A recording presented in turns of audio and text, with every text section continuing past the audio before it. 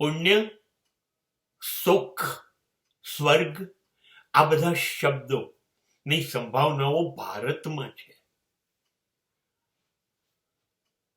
પુણ્ય એટલે બીજાનું કલ્યાણ કરીએ, બીજાને મદદરૂપ બનીએ, બીજાનું સારું કરીએ, કંઈ પણ ખોટું ન કરીએ.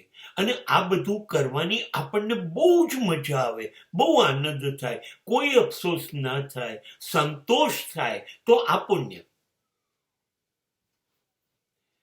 હવે એનું ફળ મળે, પાપમાં સજા હોય છે. આમાં મને એવું લાગે છે જ્યારે તમે બધું સારું કર્યા જ કરો છો, તમને સારું કરવાનું મન જ થયા કરે છે, તો આ જે મન થાય છે, આ જે વિચાર છે, તમારી આ પ્રવૃત્તિ છે, એ જ ફળ છે.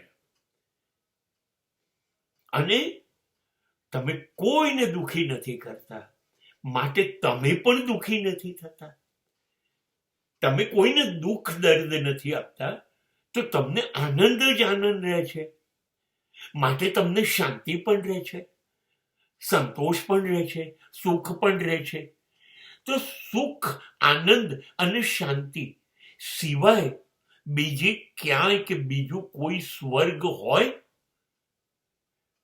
કે અહીંયા જ મળી ગયું, કે મૃત્યુ પછી શોધવાનું છે?